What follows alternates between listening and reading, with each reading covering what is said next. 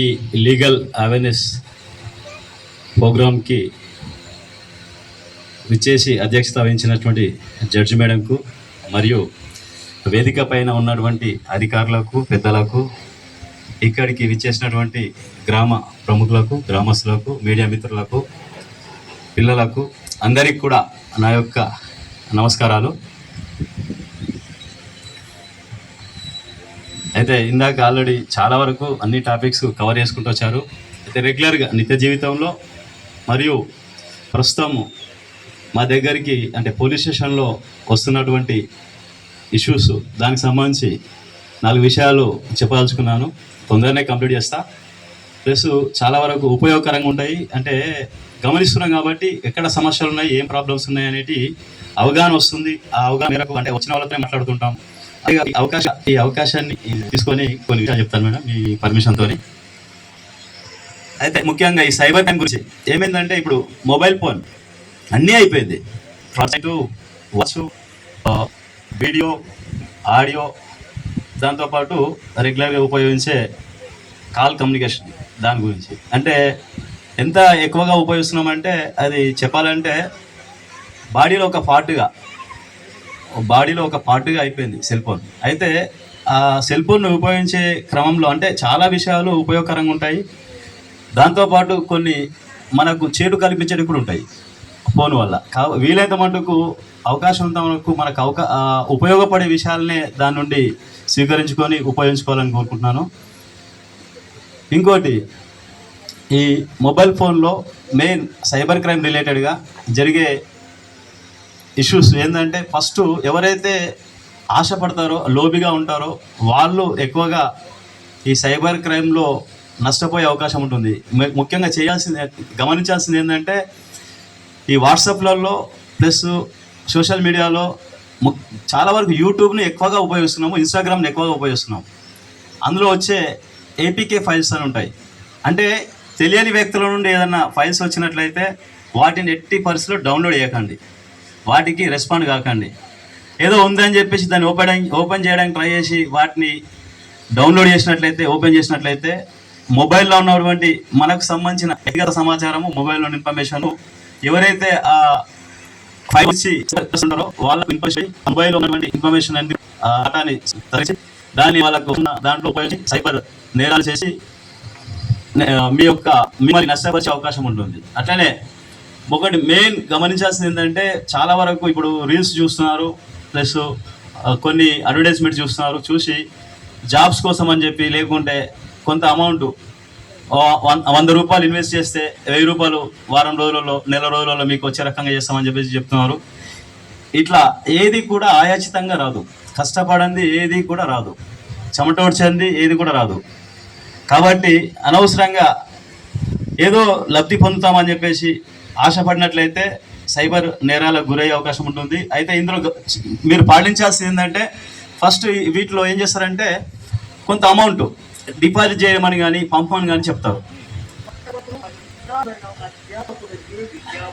First అంటే మిమ్మల్ని amount deposit చేయాలి, మిమ్మల్ని పంపించాలి, అమౌంట్ పంపించాలని అంటే ఆటోమేటిక్గా అది ఏదైనా నేరానికి దారి తీసే అవకాశం ఉంటుంది. కాబట్టి ఎట్టి పరిస్థితిలో మీరు అమౌంట్ని ట్రాన్స్ఫర్ చేయడం కానీ డిపాజిట్ చేయడం కానీ చేయకండి. ఏం చేస్తారంటే ఫస్ట్ అమౌంట్ని మీ నుండి డిపాజిట్ చేయమని చెప్పేసి, ట్రాన్స్ఫర్ చేయమని చెప్పేసి, ఈ రీసెంట్గా ఒక ఇన్సిడెంట్ యూనిఫామ్ కోసం అని చెప్పి ఫస్ట్ ఏది ఇన్స్టాగ్రామ్ చూస్తూ అందులో జాబ్స్, డ్రైవర్ జాబ్స్ అని చెప్పేసి చూసి దానికి అందుకు యూనిఫామ్ కోసం ఒక రూపాయలు తర్వాత అమౌంట్ కావాలంటాడు. ఈ విధంగా మనని చెప్పినా కానీ మనని కన్విన్స్ చేయడానికి జరుగుతుంది. కాబట్టి మీరు 2 విషయాల వరకు గమనించాల్సింది ఏంటంటే, ఫస్ట్ ఏపీకే ఫస్ట్ డౌన్లోడ్ చేసి అవసరంగా విక్టిమ్స్ బాధితులు కాకండి. ప్లస్ ఏమన్నా మీకు ఇక్కడ ఉన్నవి కాకుండా మీకు అవకాశం ఉన్న వరకు మీ అందుబాటులో ఉన్న వారికి చెప్పండి. First of all cyber crime గురి కాకుండా ఉండాలంటే అమౌంట్ డిపాజిట్ చేయమని చెప్పగానే వెంటనే ఏదో లబ్ధి పొందుతాం, ఏదో వస్తుందని చెప్పేసి దానికి రెస్పాండ్ అయ్యి ఫస్ట్ ఇన్వెస్ట్మెంట్ కోసం అని చెప్పేసి కొంత అమౌంట్ పంపించి దాంతో లాస్ట్గా 10 రూపాయలు ఈయన ట్రాన్స్ఫర్ చేసి నష్టపోయాడు. అప్పుడు అరే ఇది నేరం అయ్యేటట్లుందని చెప్పేసి అప్పుడు గమనించాడు. ఇంకోటి, ఇమ్మీడియట్గా ఇట్లా సైబర్ క్రైమ్కు గురవుతున్నామని చెప్పేసి గమనించిన బాధితుడు ఇమ్మీడియట్గా 1930కి ఫోన్ చేసినట్లయితే, మీకు సంబంధించిన ఇన్ఫర్మేషన్ ఇచ్చినట్లయితే ఆ అమౌంట్ ఏదైతే మనం ట్రాన్స్ఫర్ చేసినామో ఆ అమౌంట్ని బ్లాక్ చేసే అవకాశం ఉంటుంది. ఆ బ్లాక్ చేసిన అమౌంట్ మాత్రం మనము రిఫండ్గా మెజిస్ట్రేట్ మేడం దగ్గర అనెక్జర్స్ సబ్మిట్ చేసి ఎఫ్ఐఆర్ తర్వాత అనెక్జర్ సబ్మిట్ చేసి రిఫండ్ చేయడానికి అవకాశం ఉంటుంది. అంటే మనకు ఛాన్స్ ఏంటంటే ఒకవేళ ఇవన్నీ గమనించకుండా మనము ఏమైనా అమౌంట్ని డిపాజిట్ చేసి ట్రాన్స్ఫర్ చేసి నష్టపోయినట్లయితే ఇమ్మీడియట్గా 1930కి ఫోన్ చేస్తే అకౌంట్లో డిపాజిట్ అయినవి బ్లాక్ అవుతుంది, ఆ అమౌంట్ మాత్రమే రిటర్న్ చేయగలుగుతాం. ఇంకోటి ఈ సందర్భంగా ఇంకో విషయం చెప్పాల్సింది ఏంటంటే యూత్ కానీ మనం చాలా వరకు సినిమాలు చూసి సినిమాలని నిజ జీవితం అనుకున్నారు. సినిమాలు జీవితం కావు. ఎట్టిలో సినిమాలలో చూపించినట్లుగా ఏ నేరం చేసినా కానీ ఎక్కడ దొరకకుండా తిరిగినట్టు చూస్తారు. అది అబద్ధం. ఖచ్చితంగా 90% నేరం చేస్తులు దొరికే అవకాశం ఖచ్చితంగా ఉంటుంది. ఎందుకంటే ఎక్కడో ఒక తడ తప్పు చేస్తాం. ఎంత అవగాహన ఉన్నమైనా మా అటువంటి వాళ్ళని కూడా ఏదైనా నేరం చేసినట్లయితే కొన్ని విషయాలు ఇక్కడ ఉన్నాం, ఇక్కడ కూర్చుని మాట్లాడుతున్నాం, ఇక్కడ సీసీ కెమెరా ఉన్నాయా లేదా, జస్ట్ ఫోన్లో మాట్లాడుతూ దొరికిన విషయం ఎవడంపు ద్వారా ఖచ్చితంగా అఫ్టర్ దొరికిపోతాడు. కాబట్టి సినిమాలు నిజ జీవితం అనుకోవద్దు. ఇంకోటి పిల్లలకు కూడా అంటే ఏమంటే సినిమాలు డైరెక్టర్ ఇష్టం. డైరెక్టర్ ఏంటంటే సినిమా నడవాలి, ఆర్థికంగా లబ్ధి పొందాలి, వాళ్ళ సినిమాలలో ఏదైతే ఇన్వెస్ట్ చేస్తారో దానికి రెట్టింపుగా ఆశించి సినిమాని నిర్మిస్తారు.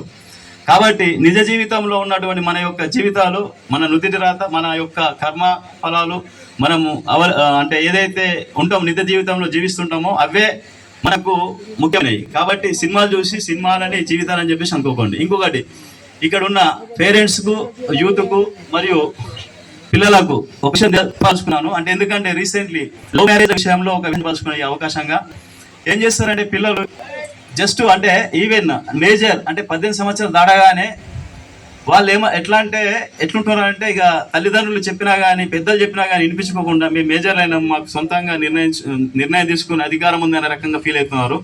ఏంటంటే పాపము తల్లిదండ్రులు 18 ఏళ్ల వరకు ఎంతో వాళ్ళ యొక్క పిల్లల యొక్క భవిష్యత్తు కోసం అని చెప్పి ఆలోచించి ఎన్నో విధాలుగా త్యాగం చేసి వాళ్ళ భవిష్యత్తు కోసం చదివడము, వాళ్ళ కోసం హాస్టల్లో జాయిన్ చేసి హాస్టల్కు తిరగడము, వాళ్ళకు అవసరమైన అన్ని కూడా వీళ్ళు కొన్నిటిని వాళ్ళకు అవసరమైన వాటిని కూడా తల్లిదండ్రులు కానీ పేరెంట్స్ ప్లస్ అన్నదమ్ములు కానీ వాళ్ళ అవసరాలని పక్కన పెట్టి పిల్లల భవిష్యత్తు కోసం అని చెప్పేసి ఇన్వెస్ట్ చేస్తారు. వాళ్ళు ఏం చేస్తున్నారంటే ఇది మా ఇష్ట ప్రకారం పెళ్లి చేసుకున్నాము, మా ఇష్టం అని చెప్పేసి అంటున్నారు. కాబట్టి గమనించాల్సింది ఏంటంటే ఈ సందర్భంగా చెప్పాల్సింది ఏంటంటే పిల్లలు ఇంటర్మీడియట్ అంటే ఒక ఏజ్ గ్రూప్లో ఏమవుతుందంటే యంగ్ ఏజ్ గ్రూపులో స్నేహం ప్లస్ ఆ పరిసరాలు ఏదైతే ఆ పరిస్థితులు ఉంటాయో ఆ మనిషిని డైవర్ట్ చేస్తుంది. ఆ టైంలో ఏ విధంగా గైడ్ చేస్తే ఎట్లుంటుందంటే యంగ్ ఏజ్లో ఉన్న వాళ్ళకు ఏదన్నా చెప్తే ఆ దానివల్ల పర్యవసానం అంటే తర్వాత ఏం జరుగుతుంది, అది చేయడం వల్ల ఆయన నష్టపోతాడా, జైలు పాలవుతాడా, లేకుంటే సభలో అంటే 10 మందిలో అబాస్ పాలవుతాడు అనే విషయం కూడా తెలియకుండా చెప్పినట్లుగా పాటిస్తారు. కాబట్టి ఆ యంగ్ ఏజ్లో ఉన్న పిల్లల్ని కొద్దిగా గమనించాలి. ప్లస్ వాళ్ళు ఆటోమేటిక్గా గమనిస్తే అర్థమవుతుంది కూడా. పేరెంట్స్కు ఏం చేస్తున్నారంటే నెగ్లెక్ట్ చేస్తున్నారు. వాళ్ళని ఏమని అంటే మళ్ళీ వాళ్ళు బాధపడతారని చెప్పేసి వాళ్ళ ఇష్టానికి వదిలేసి అంతా అయిపోయిన తర్వాత ఫస్ట్ స్టార్టింగ్లోనే అంటే ఏదన్నా చిన్న తప్పిదం జరిగినప్పుడే దానికి పరిష్కారం చూపిస్తే అక్కడనే కంప్లీట్ అవుతుంది. ముదిరినాక లాస్ట్కు పెళ్లి దాకా పోయిన తర్వాత కష్టపడుతున్నారు అనవసరంగా. అంటే నేను చెప్పాల్సుకున్నది ఏంటంటే జస్ట్ వాళ్ళ ప్రవర్తనలో ఒకవేళ ఫోన్ ఉంటుంది అనుకోండి, ఫోన్ తీసుకున్నప్పుడు ఫ్యామిలీ మెంబర్స్ ఉన్నప్పుడు వాడగాకుండా పక్కకి వెళ్ళి మాట్లాడుతుంటారు. మాట్లాడే విషయం కూడా నైట్ అవర్స్లో ఎన్నో గంటల తరబడి మాట్లాడుతుంటారు. కాబట్టి అది గమనించి జస్ట్ అప్పుడప్పుడు తప్పు చేయకుండా కానీ చెప్పలేము, ఇటువంటి అవకాశం ఇవ్వద్దని చెప్పేసి మొబైల్ ఫోన్ని అబ్జర్వ్ చేసినట్లయితే వాళ్ళరే నన్ను గమనిస్తున్నారు అనే భయంతో జాగ్రత్తగా ఉండే అవకాశం ఉంటుంది. ఇంకోటి ఇందాక నేను ఇక్కడికి వచ్చి నుంచి అబ్జర్వ్ చేసినట్లు యాక్సిడెంట్ కేసెస్లలో 90% డెత్ అయిన వాటిలో సీరియస్గా ఇంజురీస్ అయిన వాటిలో డ్రంక్ అండ్ డ్రైవే ఉంది. తాగి నడపడం వల్లే మరణానికి కారణమవుతున్నారు, ప్లస్ తీవ్రమైన గాయాలు అవుతున్నాయి. డ్రంక్ అండ్ డ్రైవ్ ఒక 10% మాత్రమే ఏదో కొన్ని తప్పిదాల వల్ల జరుగుతున్నాయి. కాబట్టి డ్రంక్ అండ్ డ్రైవ్ చేసి అనవసరంగా ప్రాణాల మీదకి తీసుకొచ్చుకొని ఎవరైతే డ్రైవ్ చేసి వాళ్ళు ఇబ్బంది పడతారో అదేవిధంగా ఎదుటి వాళ్ళని కూడా నష్టపడదు. ఇందులో ఏముంటుందంటే యాక్సిడెంట్ కేసులలో ఎటువంటి తప్పు చేయనటువంటి వాడు అమాయకమైన వ్యక్తి కూడా